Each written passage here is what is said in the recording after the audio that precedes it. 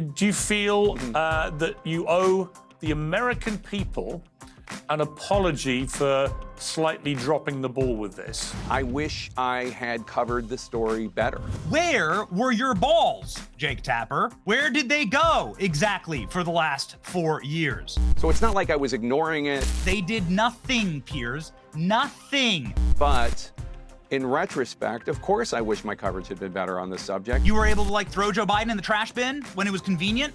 Now you're making piles of cash for doing the exact same thing that we've all been doing for 4 years. Original Sin by Jake Tapper and Alex Thompson is the bombshell book on the cover-up of President Biden's cognitive decline by the Democratic Party, the White House, his family, and just about everybody else. This book has dominated headlines for a week now. It's a #1 bestseller, and it's sparked an across-the-aisles backlash, which has sometimes been as much about the authors as the book itself. There's been media pylons, memes, even Megyn Kelly. Well, joining Uncensored to give their perspective on what's been a whirlwind week, the co-authors Jake Tapper and Alex Thompson. Gentlemen, welcome to Uncensored. It's great to be here. Thanks, Piers. First of all, congratulations. As somebody who's written many books, what you really want to do is have a #1 bestseller and absolutely everybody's talking about it. And at some stage, they're all attacking you. So congratulations, really, for the trifecta of literary success. We're really happy with the response the book's gotten. A lot of people buying it, a lot of people talking about it. And I think one of the things that the book has successfully done is getting people, it's gotten Democrats to acknowledge the reality of what was going on 2023, 2024 in a way that it was not, we didn't take for granted that the premise would be accepted as quickly as it was. You know, Jake, I mean, look, you and I worked together at CNN. I've known you a long time. You're a fantastic journalist. It's a brilliant book by both of you. So, just my cards on the table. I loved it. But there's one line that just sprang out to me. Of all the lines, a lot of it is shocking. But this line on the decision to run against Trump, on page 85, a longtime Biden aide says he just had to win and then he could disappear for 4 years. He'd only have to show proof of life every once in a while. That is a kind of jaw-dropping line. When you read it, you can't unread it, because what they're basically saying is they were prepared to put a zombie back in the White House who would have zero ability to do anything but show proof of life, and that person would be the leader of the free world, the President of the United States. I mean, it's truly jaw-dropping. It's stunning. To give credit where credit's due, Alex is the one who got that line. And when we say that almost all of the interviews we did for the book came after the election, that one line is the one exception. That came before the election. And I was stunned, too. But I guess it really gets at the premise that so many of these Democrats accepted, which is only Joe Biden has ever beaten Donald Trump, 1. 2, Donald Trump has to be defeated because he's an existential threat to the nation. And if you buy those two premises, then you can really justify almost anything, which is what the Democrats tried to do, even though the American people were watching and saying in all sorts of polls, we don't believe that this guy can do the job. But I agree with you. That was jaw-dropping to me as well. And I'll just add a little bit of color, Piers, where what was also sort of shocking that you can't get on the page is honestly how casually this person said it, as if it was, they were not speaking of it as if this was like a profound statement. It was just like, well, obviously, we just, when you elect a president, you're electing the people around him, even if they are unelected or not Senate confirmed.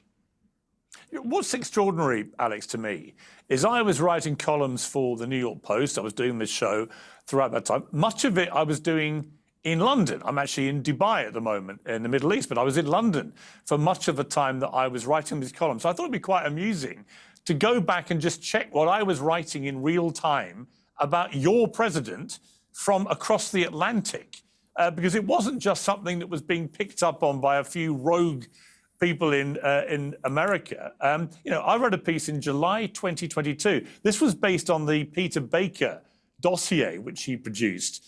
He was the chief White House correspondent of the New York Times, of course. And And the dossier was, when you look back on it now, it is extraordinary, really, in its prescience. Revealed that huge concerns about Biden shuffling when he walks, prompting concerns he'll trip on a wire. His speeches are flat and listless. He stumbles so often that staffers hold their breath to see if he can make it to the end without a gaffe. He regularly makes huge policy change announcements that are instantly walked back by the White House. He sometimes loses his train of thought. He has trouble summoning names. He appears momentarily confused. He called his vice president President Harris. He mistook Iran for Ukraine. He referred to Senator John Mark Warner as John, mistaking him for a dead Republican senator. Mark Warner as John, I'm sorry, mistaking him for a dead Republican senator. He tumbles off stationary bikes. He stays out of public view at night, and so on and so on. And I concluded in that piece, this is July 2022, so over 2 years before the election. I said, if his functionality continues to deteriorate at the rate it is doing now, then surely he, Biden, will render himself constitutionally unfit to serve as president. Towards the end of Reagan's presidency, his aides seriously considered whether he might have to be removed from office under the 25th Amendment disability clause. The time for that same conversation to be happening about Joe Biden might fast be approaching. Now, that is a British journalist writing that, albeit in the New York Post, in July 2022, based on a stunning report at the time.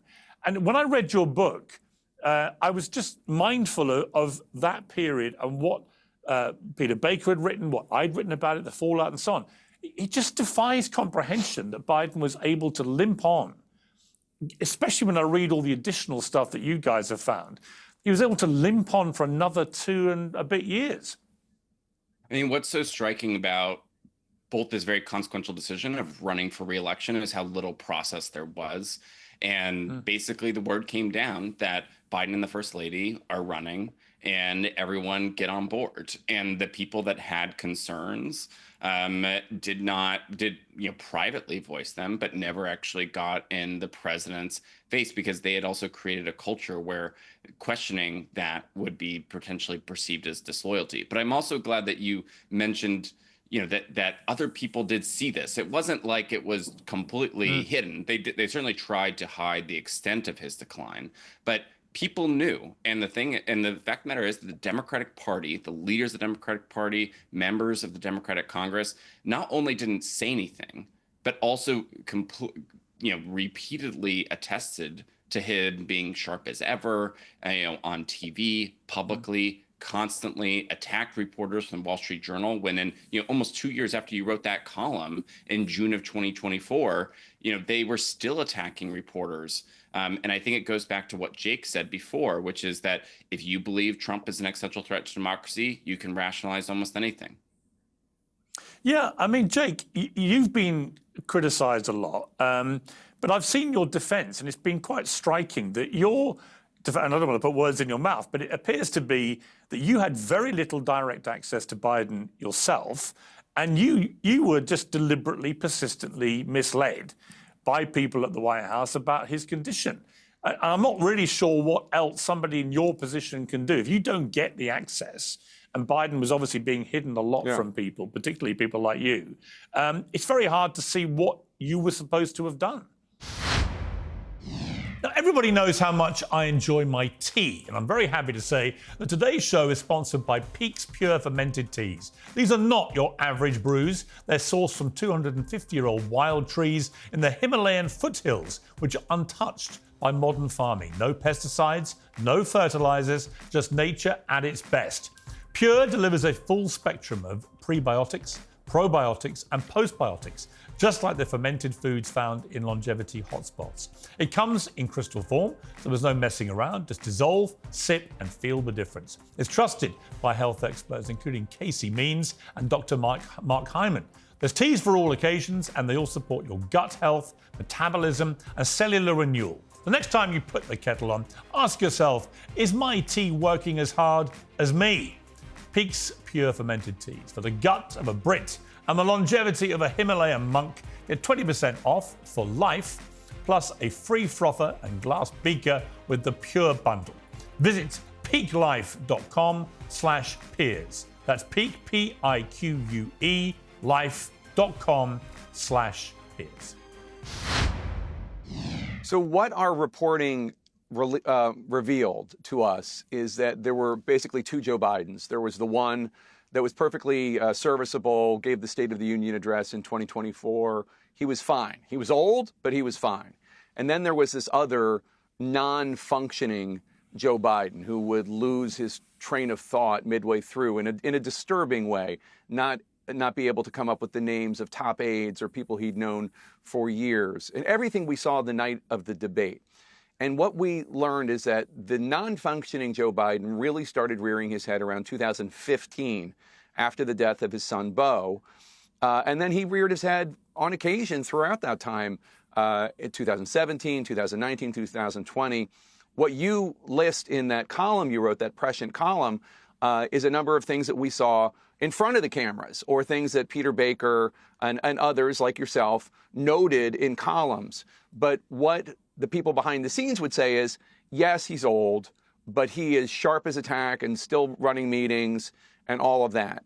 And what our reporting uncovered is that non-functioning Biden, right around 2023, the summer of 2023, started rearing his head much more frequently and in much worse a way than previously. So what we discovered was it was a lot worse than what we saw going on. And look, in 2020, I saw him as old. I did not see him as non-functioning. But by 2022, 2023, my coverage was, I did reflect the coverage that people had, the concerns about his aging, what's going on, et cetera. When the Her report came out, that is really an important demarcation, because that's the moment when somebody who's not in Biden's inner circle, and remember at this point in 2023, they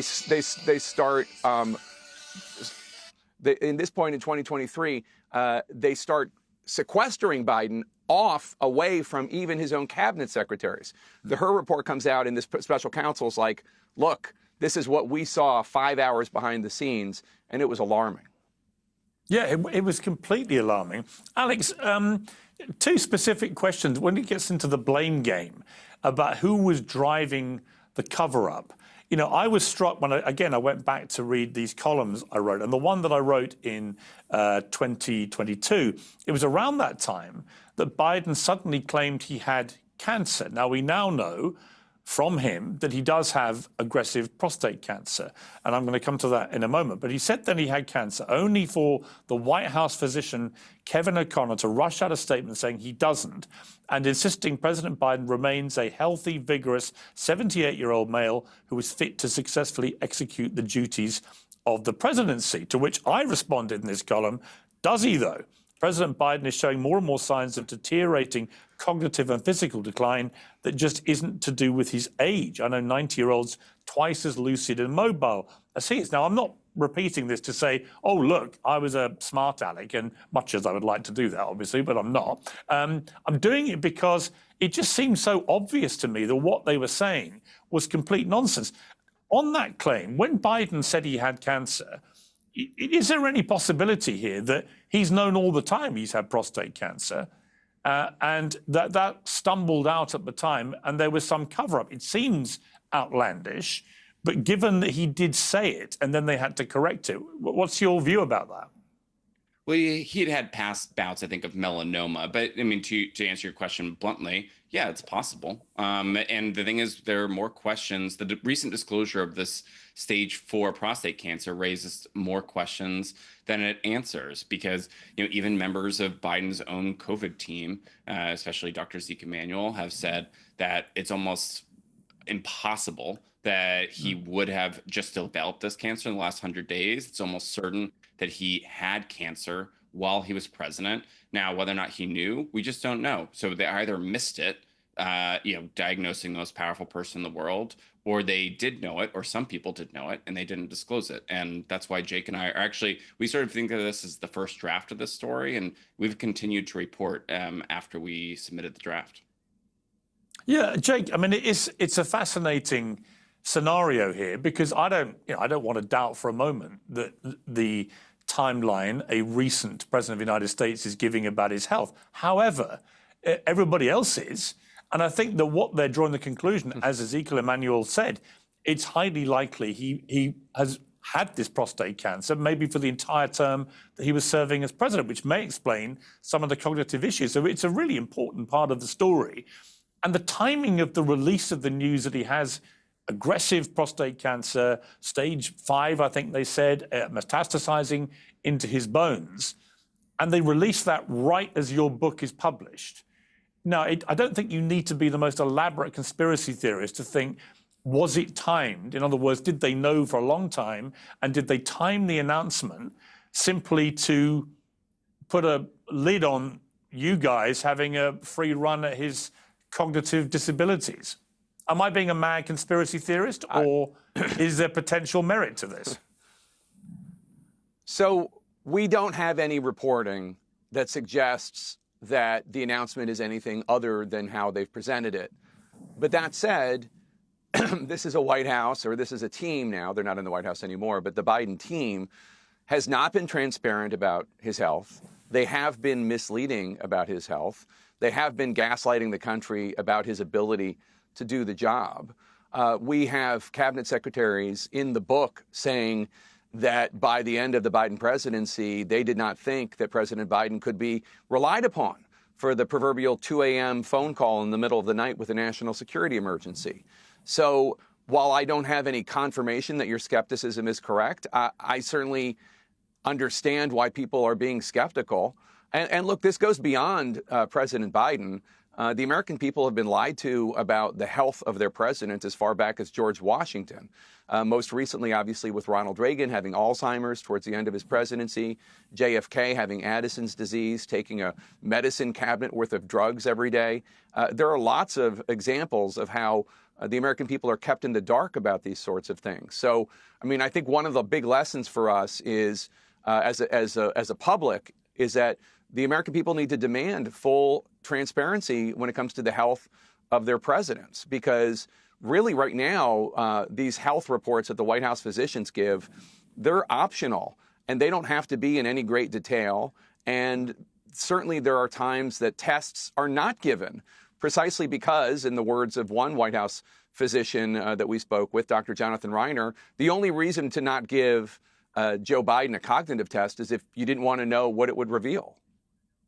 Well, also, Alex, the only reason you may not want to give a man in his late 70s a PSA test for something that almost every man in his late 70s would have reasonably regularly is if you don't want to see the result.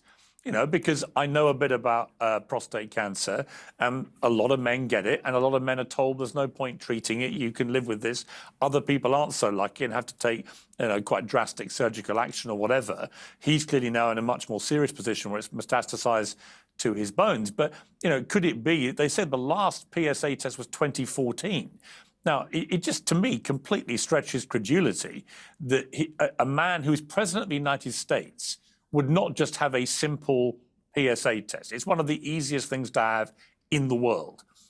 Why would they not give him one for his entire tenure? And if they did, is that lending succor to the overall view that there's been a huge cover-up about this cancer?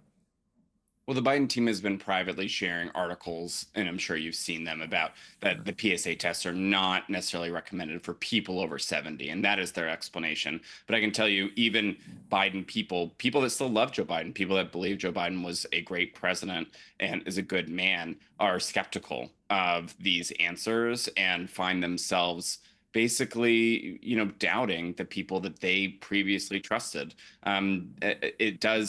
It has surprised and shocked many people that Joe Biden did not have a PSA test since 2014, especially given this recent disclosure. Yeah. Jake, I want to turn to the infamous debate. Yeah, sure. Yeah. Well, I was just going to say, like, all the cognitive issues that you brought up in your column in 2022, if that were a loved one of yours, you would take that person to a gerontologist or a neuroscientist. You would take them to some sort of doctor. What's going on here? This is not just aging. This is something else.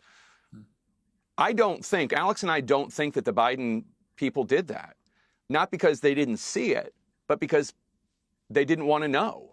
They didn't want an answer. I mean, I can think of no other reason other than their being in complete denial that this was going on while you were writing columns about it. Well, this brings me to Dr. Jill Biden, his wife, who I've interviewed at CNN, actually, and liked very much personally, and has been obviously tremendously supportive to him throughout his political career. And we all know the background and the tragedies he's been through and everything. I don't discount any of that from his overall story. However, when I watched the debate, for example, that was the glaring exposure in front of the world that this guy was clearly having serious cognitive issues, was not fit to be president of the United States, and certainly shouldn't even be contemplating another 4 years of this. This was outlandish. And it's some really interesting stuff in the book, I think, Jake, between you and another former colleague of mine, Dana Bash, and you're sort of exchanging notes with each other. You wrote on your iPad, "Holy smokes," to the gallery, and I think she said he's just lost the election. Amazing things to be noting in real time, and yet that's what we were all thinking. I was watching it in London. I taped it overnight, woke up at about 6 a.m., watched it. My 12-year-old daughter, she was then, came down, looked at the screen. This was 10 minutes in, looked at the screen for about 20 seconds and said, "Daddy, is that man asleep?" About Joe Biden. I said, "No, he's not. He's taking part in a debate as to who should be the next president of the United States." And she burst out laughing. She said, "But he's asleep." That was the eyes of a 12-year-old. But Jill Biden, Jake, and her role in this, it just seems to me, I watched that, I thought quite pitiful appearance on The View to try and get ahead of your book, where, again, he just stumbled his way through quite a lot of rambling nonsense. And there she was next to him. And I just, the number of wives who've said to me, "I would never put my husband through that." And you think of the magnifying glass of the presidency and all it brings. What do you think is going on there? Why would, she's not an actual doctor, I know that, but why would his wife, given what he's been through in his life, losing his first wife, losing his baby daughter, losing his son Beau in his 40s, why would she want to put him through that kind of humiliation and potential huge stress that goes with that job on his health, which was clearly deteriorating? So I think there are any number of reasons. We contain multitudes, right? So the first one is the belief that only Joe can beat Donald Trump, and Donald Trump poses an existential threat. So that drives a lot of the decision-making. There's also the fact that she loves him dearly, and this is what he wants to do, so she's with him. There's also a third reason. She's in denial about what's going on, as is not uncommon for spouses whose husbands or wives are going through some deterioration.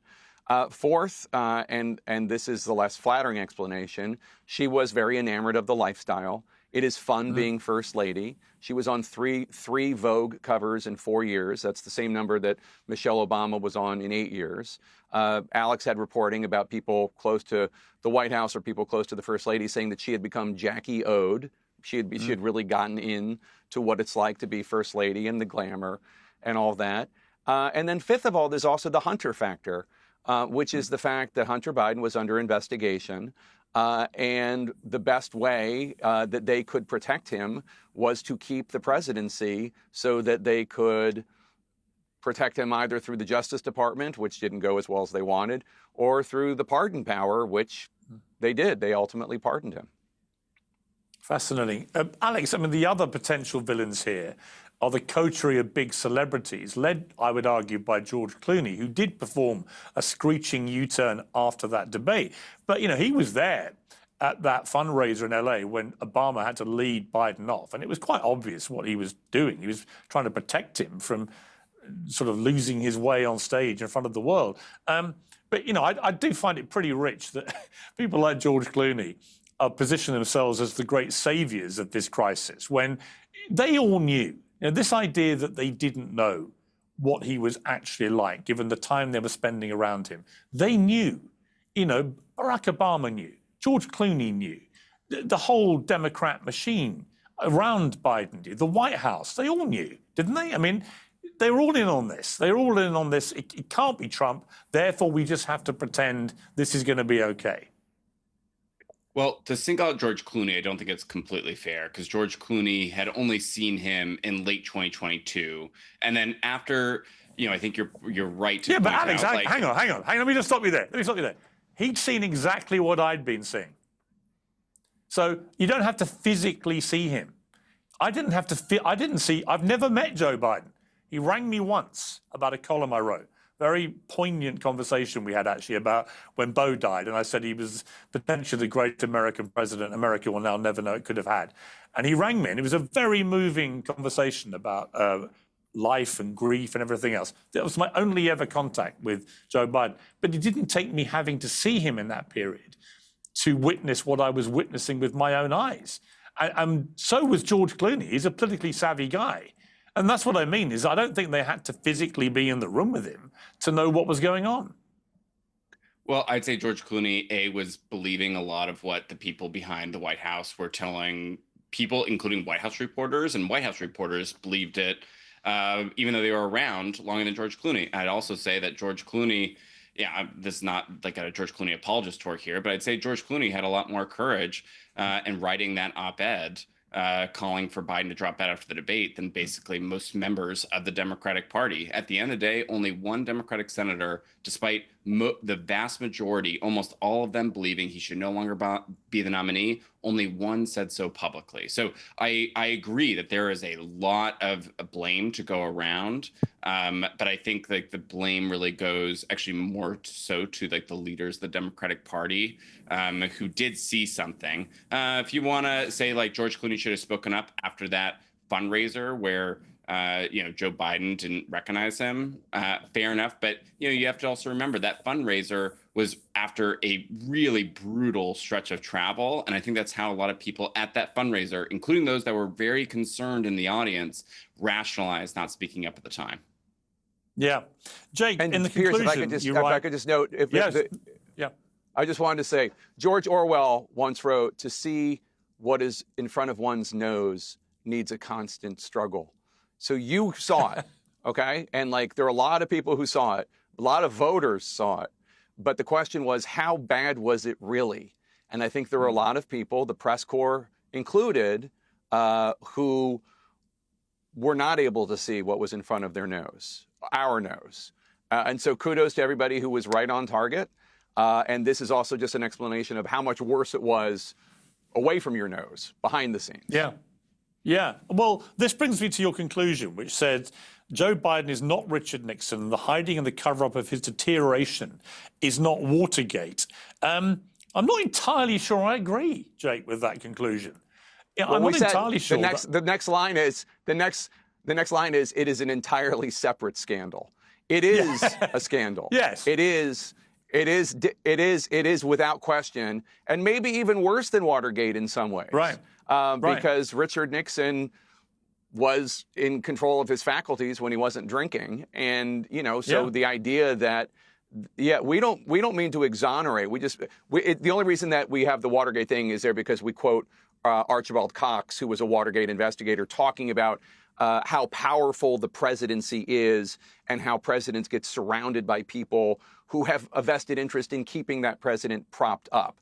So that's the only reason we invoke Watergate, is just to make clear, like, it's not Watergate. Right. This is an entirely separate scandal. Maybe even worse. Maybe even worse. Yeah, I think arguably it is worse, actually. So, Jake, I can't let you off the hook completely. Much as I loved your book, you'd expect nothing else from a former CNNer. I want to play the infamous clip now. This is of you and Lara Trump, which you know all about. Let's play it, and I'll ask you a question about this afterwards. How do you think it makes little kids with stutters feel when they see you make a comment like that? First and foremost, I had no idea that Joe Biden ever suffered from a stutter. I think what we see on stage with Joe Biden, Jake, is very clearly a cognitive decline. Okay. That's what I'm referring to. It makes me uncomfortable you are to no watch somebody on stage that's so amazing. It's so amazing to me that try and figure out an answer. A cognitive decline. Well, when you're trying to tell me that what I was suggesting was I think that you were I mocking had his stutter. no idea, Joe Biden. Yeah, I think you were mocking his stutter, and I think you have absolutely no Jake. standing to diagnose somebody's cognitive decline. I would think. So, Jake, I'm going to put my David Frost hat on here, being a British broadcaster, and following the Watergate theme. You may remember it took David 30 hours, or just under 30 hours of interrogation before he got the famous apology to the American people out of Richard Nixon. And my question for you would be this. I know you apologized, I believe, and correct me if I'm wrong, to Lara Trump, that you've contacted her since and apologized to her. Do you feel, Alex, I saw your speech at the White House Correspondents' Dinner, which I thought was very powerful and very sort of mea culpa, even though you were one of the least people that people have been blaming, actually. But Jake, in your case, do you feel that you owe the American people an apology for slightly dropping the ball with this, and not just to Lara Trump? I feel like I owe the American people an acknowledgement that I wish I had covered the story better. That knowing what we know now and looking back on that interview, which I feel tremendous humility about, she was right and I was wrong. I did not see in the moments he was having, I did not see that as cognitive decline. She did. Our reporting suggests that she was correct. So I feel humility. I've apologized to her. And I feel like, and I think this is something, quite frankly, that other journalists should think about when it comes to other mistakes, because I'm surely not the only American journalist that wishes he or she had covered this better. In legacy media, I should point out, conservative media was on this from the very beginning. And that is, I will try to do better. And that I could roll a bunch of clips of me asking about this issue. And in 2020, I asked President Biden, then Vice President Biden, will you pledge to be transparent about your health? And he said yes, although he was not. And I had only got one interview with him as president in 2022. And I asked him about the American people think you're too old. Whenever you're confronted with that, you say, watch me. The American people are watching you. They still think you're too old. So it's not like I was ignoring it. And it's not like I was part of the effort to hide this. But in retrospect, of course, I wish my coverage had been better on this subject. And I think while I recognize to a degree I'm the avatar of American legacy journalism right now when it comes to this story, I think in order to regain trust, that there is something that we can do when we fall short, and I'm acknowledging it. I completely agree. If I can just add one thing, and maybe potentially embarrass Jake, is that, first of all, this book was Jake's idea, and it was his idea basically the day before the election. And also, when you're on a beat, you know the people that are suck-ups, you know the people that are lazy, you know the people that are tough. And while Jake is acknowledging that he fell short on this part of the Biden story, I know that Jake did not carry water for the Biden people. I covered the Biden White House every day for 4 years. I know the reporters they like, the reporters they don't like. Jake was not on their Christmas card list. So I would just say, that's the reason why I was enthusiastic when he had the idea for the book. It's the reason why I said yes. Well, listen, I've made my feelings clear to you, Jake. I think you've actually been very honest about this, as have you, Alex. And I really enjoyed the book. Just one final question that struck me, Jake. It strikes me that Biden couldn't have gotten away with this in my country, in the UK. One of the reasons being that every week in Parliament, the Prime Minister, at the very minimum, has to get up for, half an hour, 30 minutes of interrogation in front of the world. You couldn't hide like this in the UK system. As you finished your book, you guys, did you reach any conclusion about how the system could get tweaked in America to avoid this happening again? First, I mean, you are right. And as much as I'm an America lover, there is no way that a prime minister in the UK or really anywhere in New Zealand there's no way this could happen because of not only question time on Sundays, but also because you don't have the incredibly strong executive mold that we have in the United States. Your parties are stronger. Your parliament is stronger than we have in the United States. And while, this is the system we have, it also means that if Keir Starmer were to show evidence of cognitive decline, whoever's his number two would be right there saying, something's going on with Keir Starmer. And the party would step in and force him to step down. No offense to Prime Minister Starmer. I'm just using it as an example. But there's no way it would happen. We need to do something in the United States. I don't think you could do anything and pass any law that would affect the current president. That's just not how our legislature works. But our personal view, Alex and myself, is that the health requirements and disclosures should be mandated by law and have to be presented under threat of perjury by the White House physician. Not just summaries of health records, but all the health records. This is the most powerful position in the world, elected position, and the public has every right to know what's going on with the health of their president. That's the only solution we can think of, because we're not going to adopt a parliamentary republic system, but I think that could be at least helpful. Yeah, I completely agree. Well, great to talk to you guys. Jake, Alex, I love the book, Original Sin. You don't need me to promote it. It's a runaway bestseller, but I think you've done a great public service here. I think it had to be told, the story. You've told it in pretty gruesome, shocking detail, but it had to be told. And there was just a gigantic cover-up at the American people's expense. And I guess the only worst thing could have been if he'd actually got away with it and been re-elected. And I think that is just, thank God he wasn't, frankly. And that's no disrespect to Biden personally, but I think that would have been a total disaster for him and for his family and for America. Guys, thank you very much. I really appreciate you coming on. Thank you so much for having me. Thank you, Piers. Appreciate it. Great to be here. Thanks, guys. Well, joining me now to debate all this is the host of The Benny Show, Benny Johnson, and the former Democratic mega donor and commentator Lindy Li, and Jillian Michaels, host of the Keeping It Real podcast, and from the Adam Mockler Show on Meidas Touch Media. Adam Mockler, he'll be joining us a little later. So, Benny Johnson, your thoughts on this? It seems to me that this book is a dynamite book. It has an extraordinary number of revelations. I've heard out Jake and Alex explaining why. I don't think they're trying to hide the fact that the media dropped the ball, and they were part of that ball dropping. But are you as convinced or not? Dropped the ball. It's very polite of you, Piers. You're so very polite. You're exactly right. British press would never have stood for this. And, clearly it's important to hold our leaders into account. You see the French president getting completely bitch slapped today on live TV. I couldn't believe that. It's the job of the press to ask tough questions and to do so without favoritism. Here would be my question for Jake, and I'm so sad I didn't get a chance to be on live with Jake here, Piers. Maybe we can set that up next time. Why didn't you ask these questions before Joe Biden was already in the dumpster heap of history? Where were your balls, Jake Tapper? Where did they go exactly for the last 4 years? During this time, Jake Tapper had a very successful CNN show.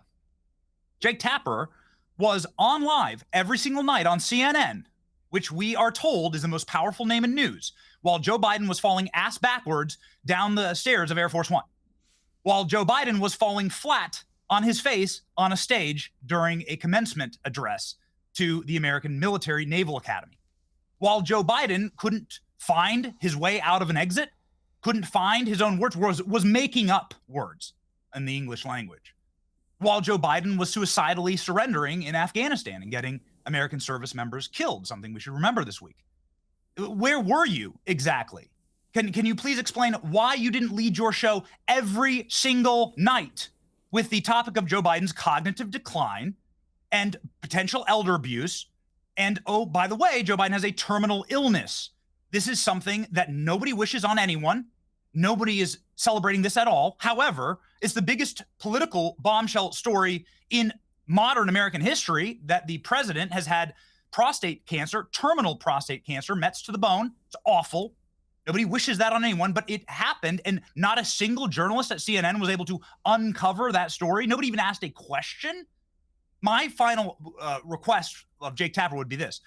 Where is all of your reporting? You had access to the White House. Why didn't you have the chief of staff on your show? Why didn't you ask this when you had Joe Biden on? Why didn't you ask the White House Correspondents Association why they're not asking questions of Joe Biden's aptitude and mental fitness? They did nothing, Piers. Nothing. So Jake Tapper is part of the cover-up, period. I'm glad that he's making money after the fact. Good for you. You were able to throw Joe Biden in the trash bin when it was convenient. Now you're making piles of cash for doing the exact same thing that we've all been doing for 4 years. The end. Well, my one question for you, Ben, it was a great rant, by the way.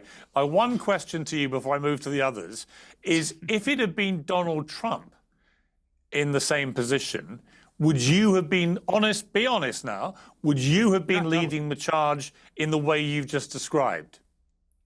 Yes. The answer is absolutely yes. Because I'm oh, absolutely. Oh, yes. First off, Piers, you're close friends with Donald Trump. Do you believe that Donald Trump has problems with his energy levels? Answer that question. No, I'm not suggesting for a moment. No, I'm not suggesting that. I'm simply saying that I'm telling you as a I'm simply saying if it was as a matter of morality, if President Trump was falling, on his face, totally. If President Trump was falling on his face and couldn't stand and couldn't speak and was slurring his words and was calling a lid at 1 p.m., that's why I asked you about Trump's energy. You know, I'm turning 39 tomorrow. Donald Trump has probably 4 or 5x the amount of energy that I have. He's twice my age. I don't know how he does it. But if this was happening to President Trump as a patriot, as a moral person, you know, you have to, so step back and remove politics from it, Piers. As a moral person, do you think someone should be treated and abused the way that Joe Biden's been abused? No, I don't. I'm actually staggered. And I'll come to the others. I mean, Adam Mockler, I've got to say, the person I find that I least understand her behavior throughout all this is his wife, Jill Biden, who I interviewed at CNN, liked personally very much, but she knows what he's been through as a human being. You know, he's lost 2 children and his first wife to tragic circumstances. He's somebody who's clearly heading towards 80, showing a lot of signs of cognitive disrepair and so on and so on. Surely the humane thing to do for any spouse in that position would have been to gently lead him off into the sunset and to persuade him that he could not continue. Not the complete opposite. Yeah, listen, I'm not here to defend every single misstep or fault of the Democratic Party or the Biden admin. There are a lot of real conversations that we should be having about the incentive structures that allowed this to happen with people like Jill Biden and Hunter Biden and his close advisors. We could talk about the risk averseness of the Democratic Party and all of the flaws, but I don't know if this is the conversation we're about to have. I think when you have Lindy Li on a panel with Benny Johnson and Jillian Michaels, it's going to be more of like a masturbatory partisan fest. And I really liked your question aimed at Benny. I think that was a good one. And you weren't trying to say that Trump has cognitive decline. You were asking if he would stay ideologically consistent when the admin is lying. Right. I guess the question to Benny is, do you think the 2020 election was stolen, or did Trump lie about that? Like, would you lead the charge and say that he lied about that? It was absolutely rigged and stolen, yeah. I actually agree too. I don't want to whataboutism. Hunter Biden laptop story. Well, I tell you what. I don't want to. I don't want to get into relitigating either the stolen election, which I don't think was stolen, or the Hunter Biden laptop story, which was. Benny Johnson would not. Just to be clear, if Donald Trump, as I said to Trump to his face in our last interview, had you told the world that the suppression of the Hunter Biden laptop story had cost you the election, I would agree with you and I would support you. I think they reckon it could have swung it by 10%, right? Because it was so damning, the stuff on that laptop, and it was suppressed by big tech at the behest of a Democrat party. So on that, I'm with Trump 100%. On the stolen election, I'm not. Let's not go over those again, Adam. The central argument is this, is that throughout for almost all of the Biden presidency, there was a massive con going on with the American people, that there was a cover-up perpetrated right from the top by him, by his wife, by his family, by his White House staff, by leading Democrats, by donors who must have known, by celebrities who knew, by former presidents who must have known.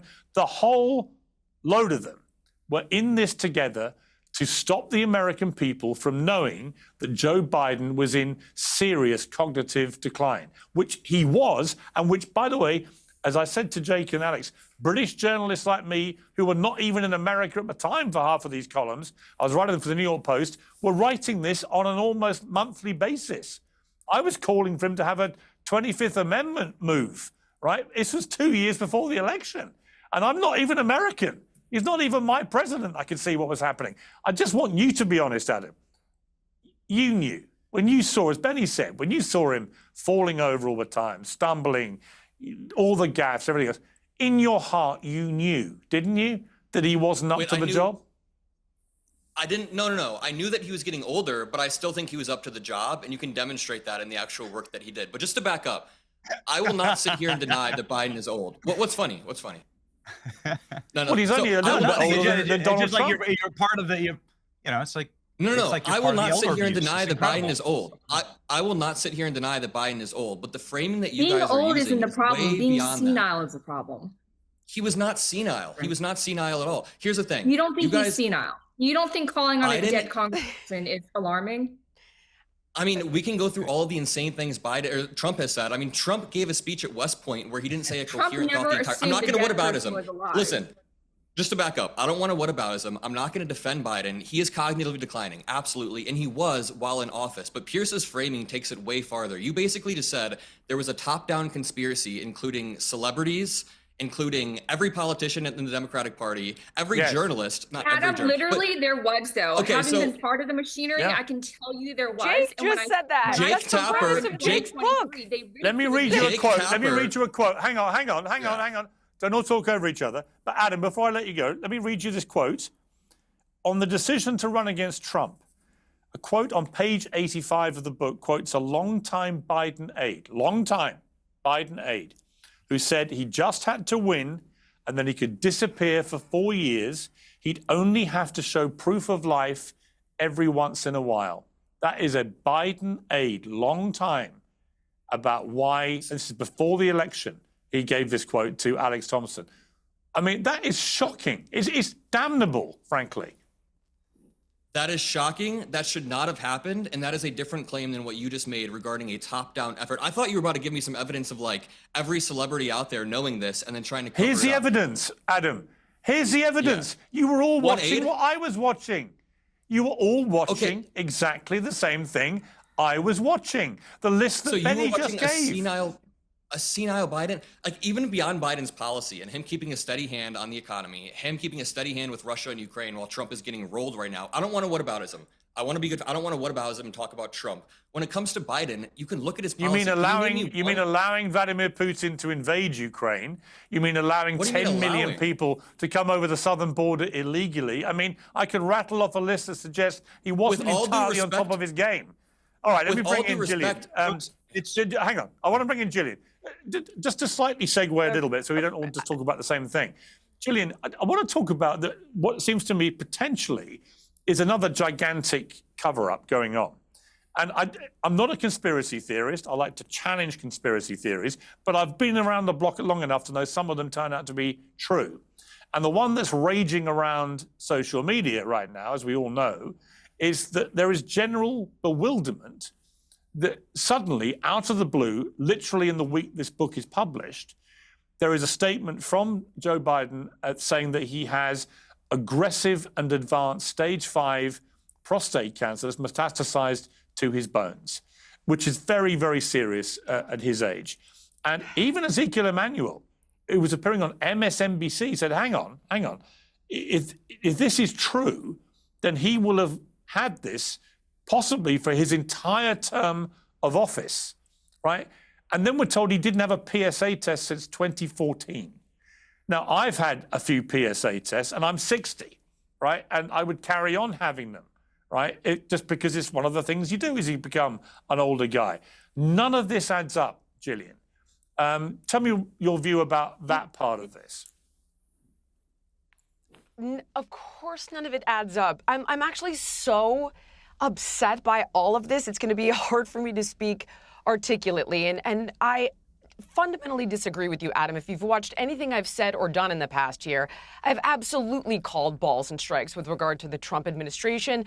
I didn't agree with him banning trans people from the military. I didn't agree with him taking the plane from Qatar. There are so many different things that I have called out about his administration. And here's what is so deeply upsetting to me is that there is no universe where people could have missed this across the board, hence the reason Piers is talking about him writing about it in 2022. I know for the past 3 to 4 years, I've been speaking about it because I interview doctors and PhDs for the past 10 years who've been calling this out. He has some form of Parkinson's. He might have Lewy body dementia. And it is irrefutable. You don't just turn up with metastasized prostate cancer. That does not happen over the course of 100 days. You're asking people to believe the world is flat. But what makes me so freaking upset is that Jake Tapper, wasn't he the CNN chief Washington correspondent? This man is not a journalist. He is a propagandist. There is no world where he did not know. But even worse, let's say he's utterly incompetent and negligent. Let's say that. And he wasn't ideologically gatekeeping, which he was.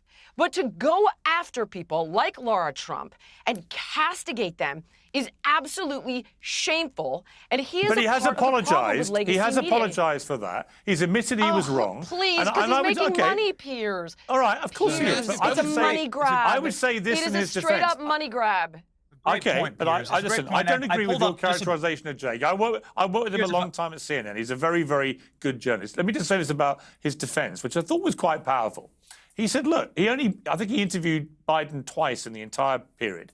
He was persistently, as most media were, lied to by the White House about what we thought we were seeing with our own eyes, right? So I was ranting away in the New York Post. Fine, I can criticize Jake for not writing what I was writing or seeing what I was seeing because I thought it was pretty obvious. But I don't think he was aware of things like the cancer and all that kind of stuff. I think that takes the awareness of what was going on to a degree that I don't think is fair on journalists like Jake, who were probably desperate to find out but couldn't. And probably, and to be fair to Benny and his argument, probably, given when I worked at CNN, you could fire a harpoon around the newsrooms and you wouldn't hit a conservative. There wouldn't have been the same zealotry to try and get to the truth about these things as there would have been had it have been Trump. And I completely think that is true. But let me bring in Lindy Li here. I mean, you were on the Democrat side up to the election.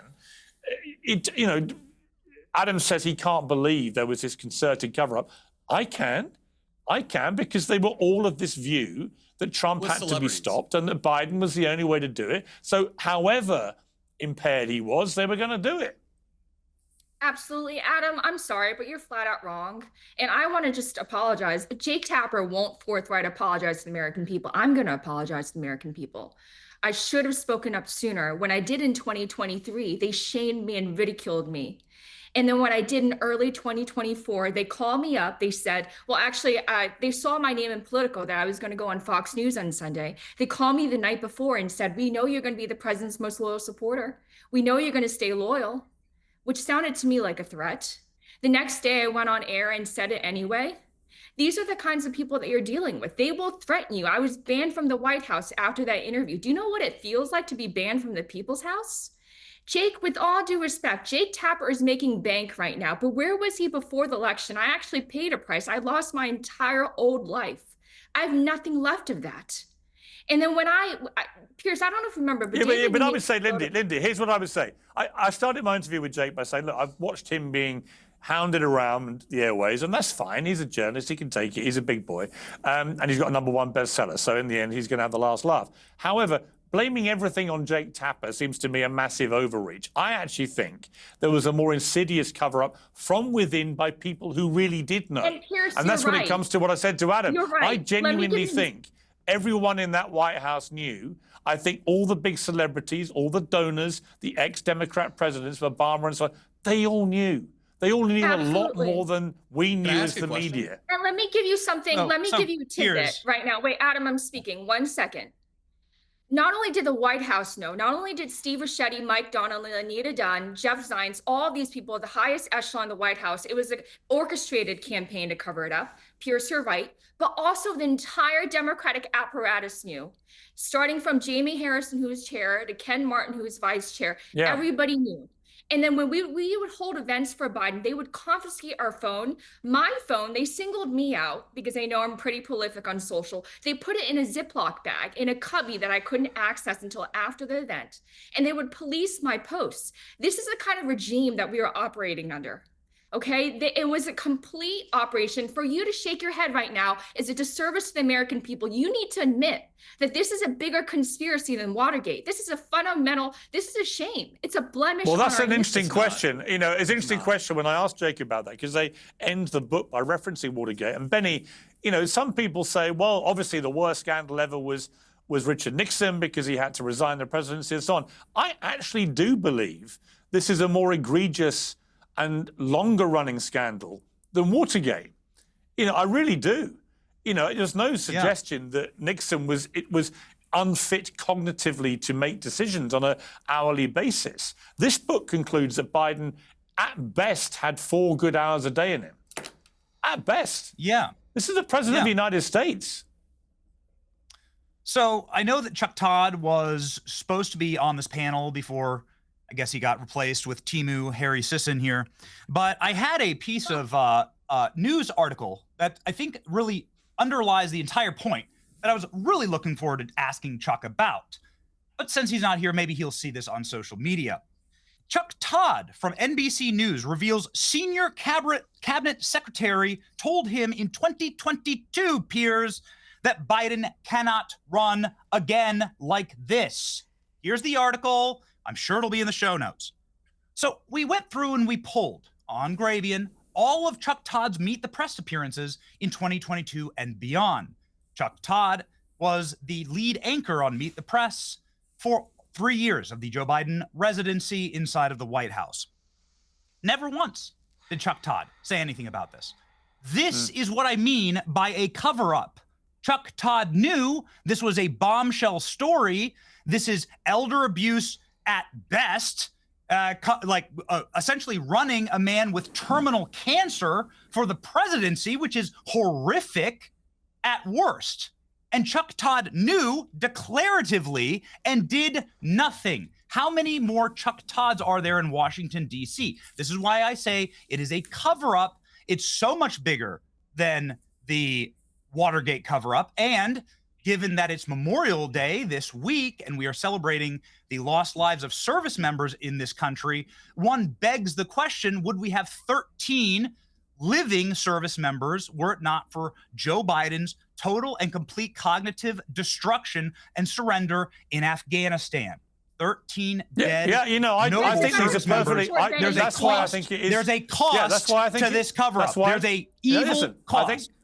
Listen, you know, you won't get an argument from me. I do think that decisions like that, which turned out to be catastrophically bad, it is completely legitimate to ask the question, how cognitive was he when he made that call? I think that's why I think this is a scandal which we don't quite know how far it's going to go yet, and it won't have the same consequence. You won't have to resign. Yeah, Lindy. Yeah.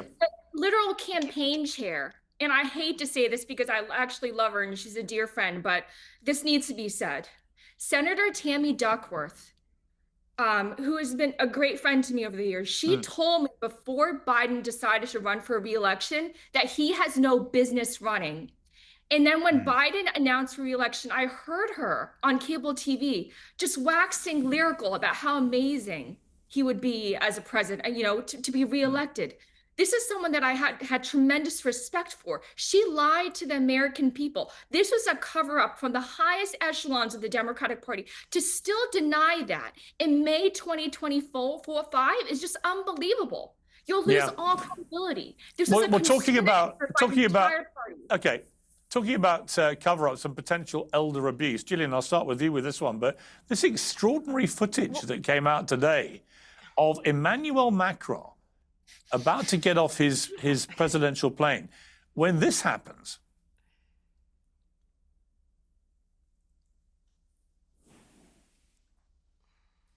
now you see here, he's about to get off when suddenly a hand which has red material on it comes out and basically whacks him.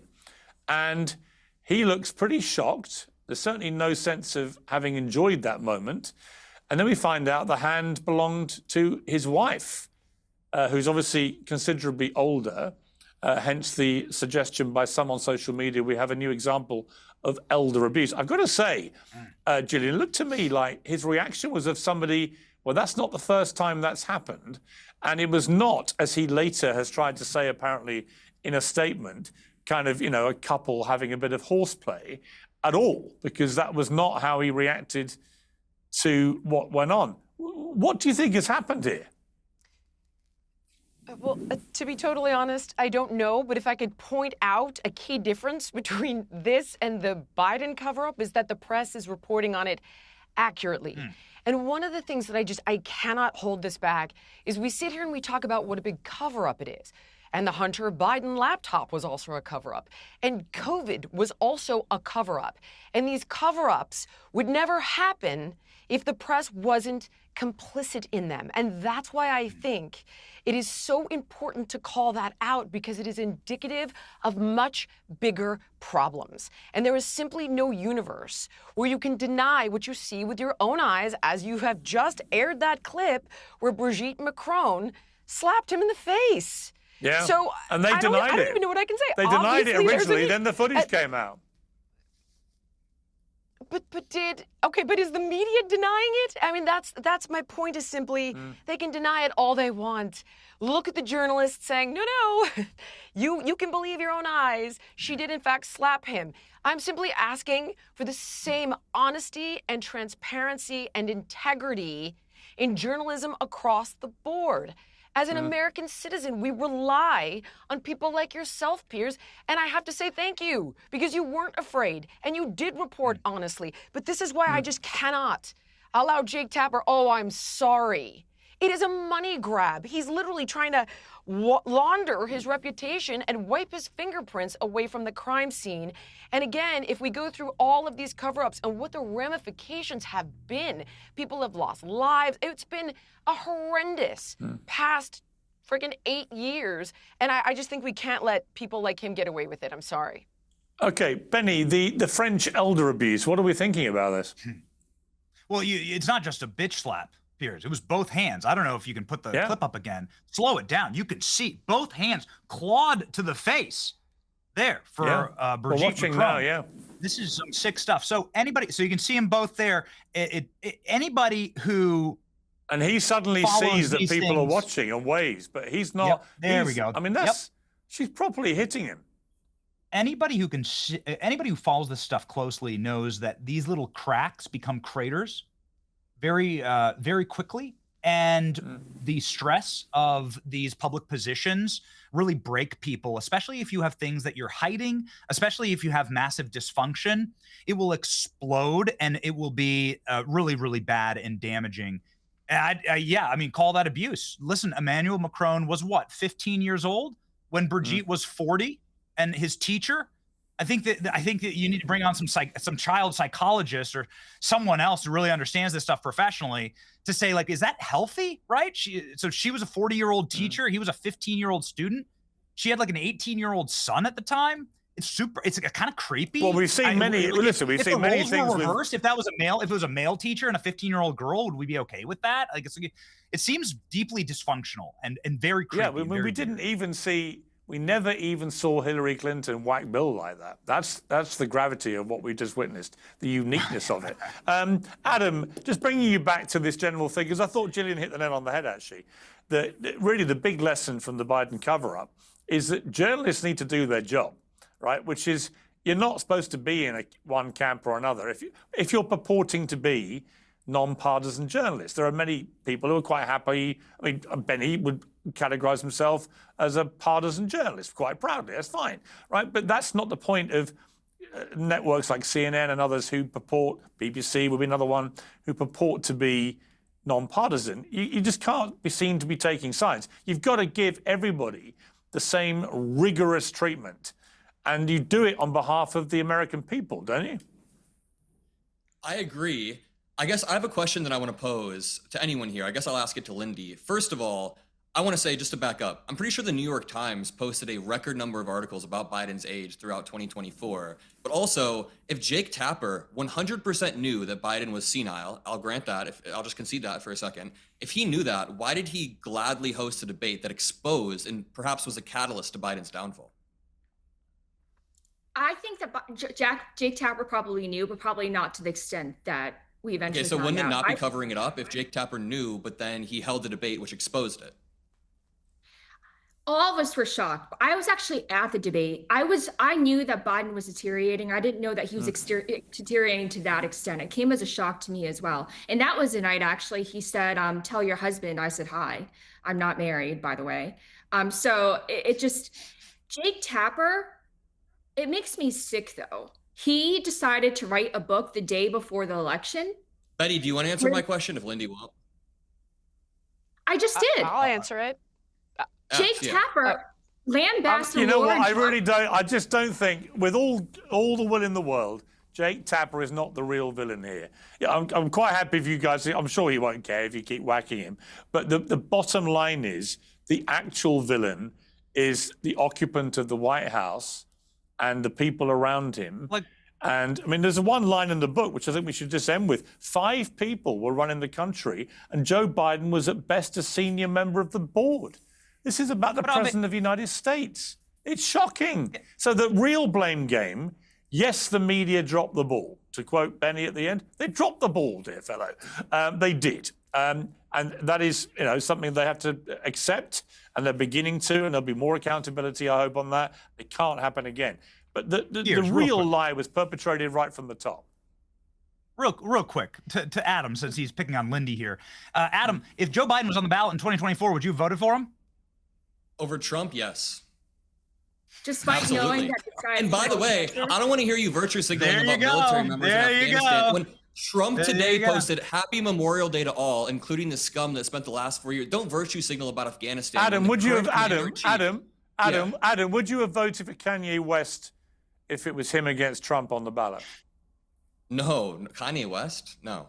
Oh, so you've got standards. Yeah. I mean, maybe somebody who kept a steady hand earlier. Sorry, one more thing. Earlier, Piers, you said Biden allowed the invasion of Ukraine to happen. He froze Vladimir Putin out of the global order for years, while Donald Trump is ceding land and leverage and territory. Well, when I say allowed, I mean it happened on his watch. Well, it happened on Biden's watch.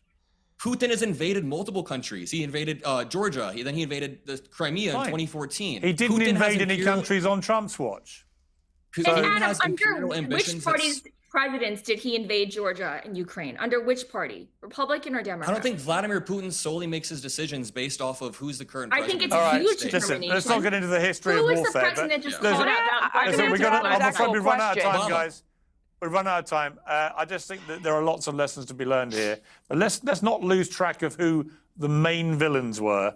And to me, they were in the White House, not in the media corps, who should have done a lot better and didn't. But the real villains were the ones in the corridors of power who knew what they were doing was a con and a lie. And they perpetrated that aggressively. So anyway, we've got to leave it there. Fascinating debate. Thank you all very much. Piers Morgan Uncensored is proudly independent. The only boss around here is me. If you enjoy our show, we ask for only one simple thing. Hit subscribe on YouTube and follow Piers Morgan Uncensored on Spotify and Apple Podcasts. And in return, we will continue our mission to inform, irritate, and entertain. And we'll do it all for free. Independent, uncensored media has never been more critical, and we couldn't do it without you.